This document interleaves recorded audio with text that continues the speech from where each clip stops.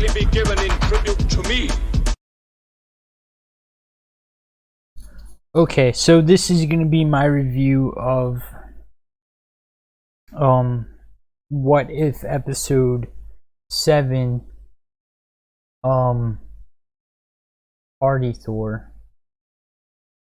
And so basically the premise of this episode was, what if Thor didn't grow up with Loki? So in this multiverse, Odin doesn't adopt Loki. So because Odin doesn't adopt Loki, Loki and Thor do not grow up as brothers. So Thor doesn't learn all of the lessons and principles and disciplines from experiencing Loki's wrongdoings. So he doesn't, because Loki, the growing up with the brother, a mischievous brother, caused him to learn a whole bunch of stuff about himself, about, principles and discipline and morality and all that stuff. And so because he didn't have that, and he was just the only child, he ended up growing up to be like a kind of like a trust fund kid of Odin and a hardcore partier, instead of the heroic warrior that we know. So this hardcore partier, this is my only problem with the plot, is the plot somehow Thor being a hardcore partier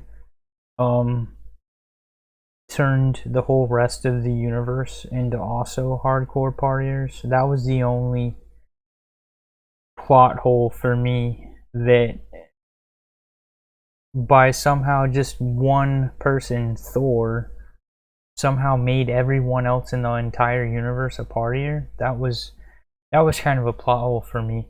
We saw Rocket being a partier, we saw Drax being a partier, we saw Nebula, Rock Guy, the Collector's brother, Grandmaster of Sakaar, a bunch of others, even Loki, were all magically turned into perpetual partiers just because of Thor. Almost as if he cast like an Asgardian spell on them. And I think that if I'm gonna just like throw that in there to make it all make sense, because that's the only way it makes sense, is if he like used some sort of Asgardian magic on everybody. But yeah, so we got a nice little cameo from Howard the Duck, which I thought was pretty cool. So basically, Thor decides he's gonna go party on Earth, on Midgard, and when Jane meets Thor, instead of meeting him out in the desert, being cast out by his father to go learn some more principled lessons, instead he's just showing up to party.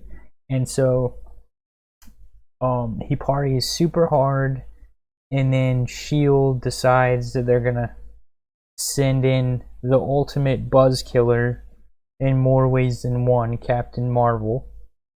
And I say that about Captain Marvel for a number of reasons.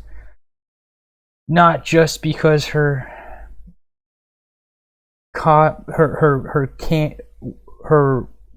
comic book canon power level is supposed to be where her canon power level in the Marvel universe, it's supposed to be nowhere near on par with Thor, nowhere near on par with Hulk, let alone Thanos. Not just that, but also that the actress that plays her is one of the most insufferable moron feminist racial equity people. Not only that, but also the fact that Disney and Kevin Feige and Marvel are dead set on pushing this annoying character as somehow being the most powerful character in the MCU, even though I would say most fans do not want this, and also she's not. She's never been even close to the top of the most powerful characters in the Marvel universe. There's so many. Like, I can just rattle off a whole bunch of characters that are way more insanely more powerful than Carol Danvers, Captain Marvel. She-Hulk, Thor, Hulk,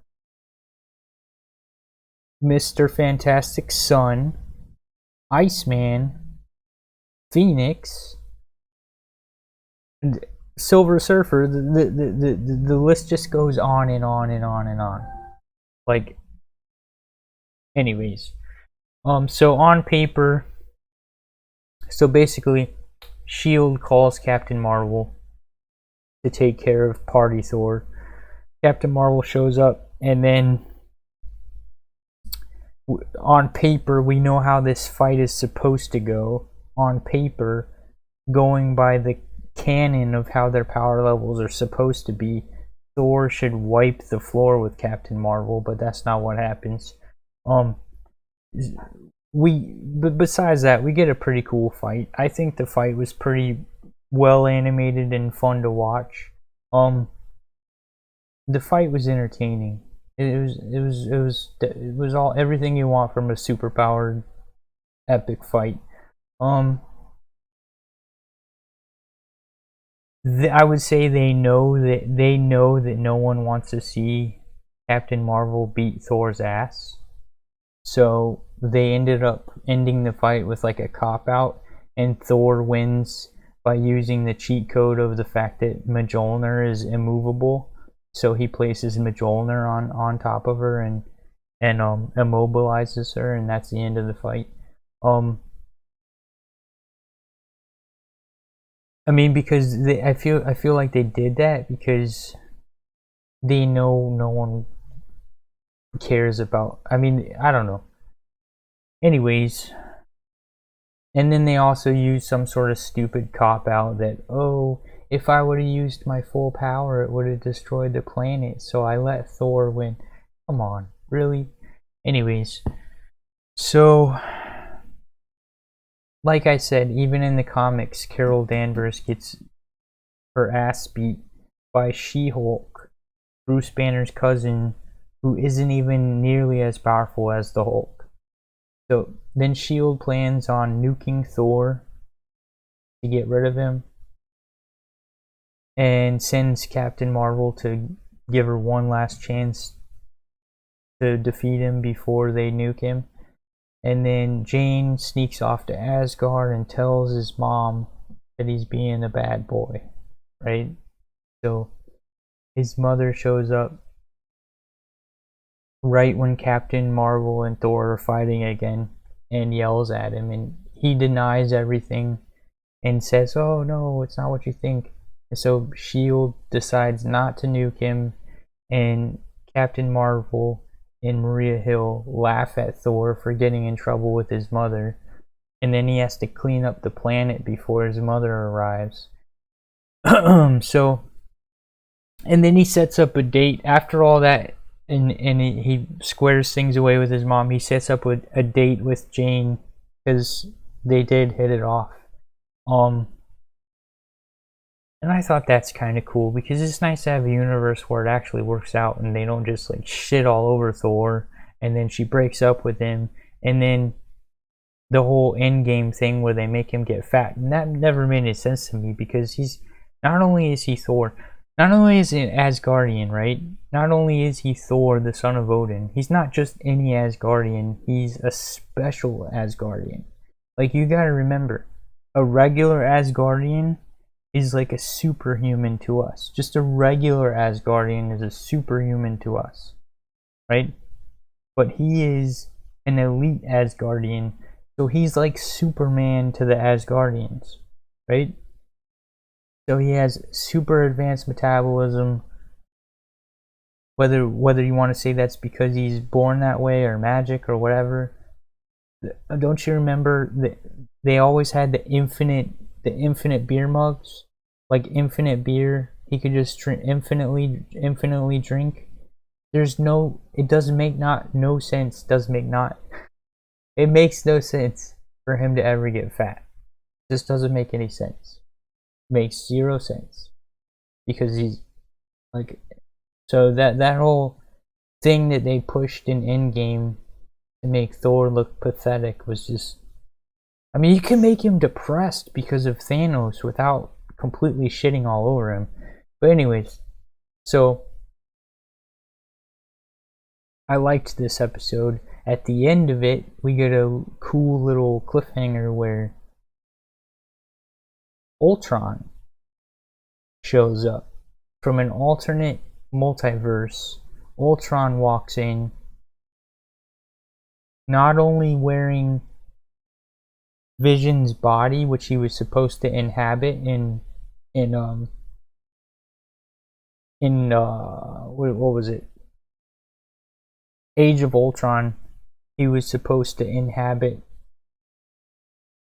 Vision's purple body, right? He was supposed to take that body over. So in this multiverse, he succeeded. He got Vision's body. He got all. So after he got Vision's body, so that means he either killed the Avengers, or I mean, he won basically. He got Vision.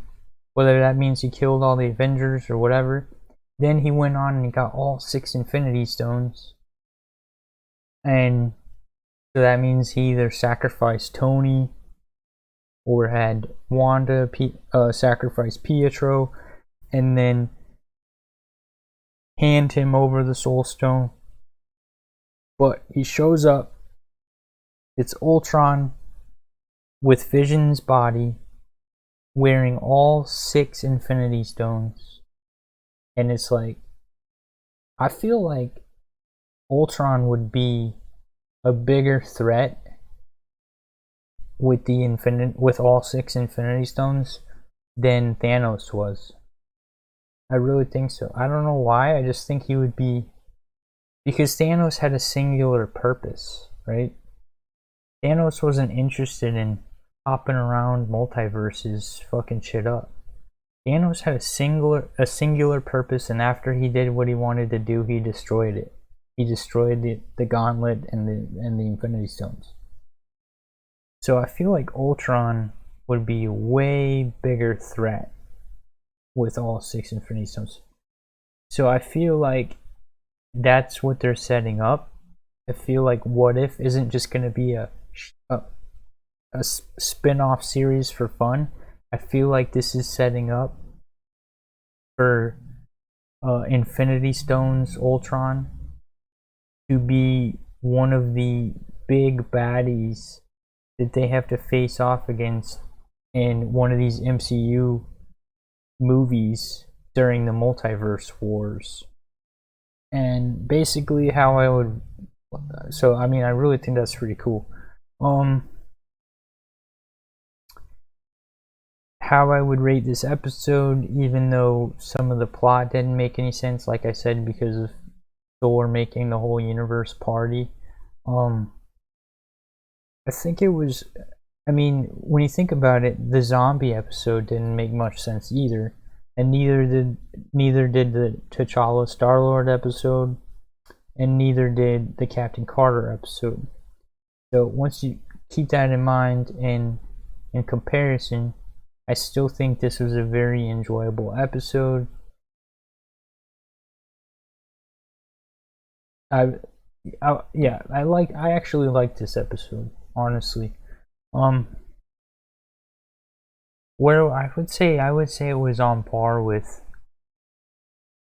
what was the last episode?